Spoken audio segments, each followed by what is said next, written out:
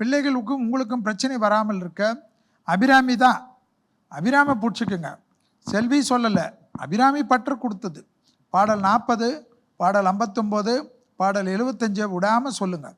குழந்தை பேர், குழந்தை நட்சத்திரம் சொல்லி மனமுருகி பேசுங்க, மனமுருகி பாடுங்க. எங்கே தூங்கின்னு இருக்கிறச்சு காலையிலேருந்து ராத்திரிக்குள்ளே பாடலாம்.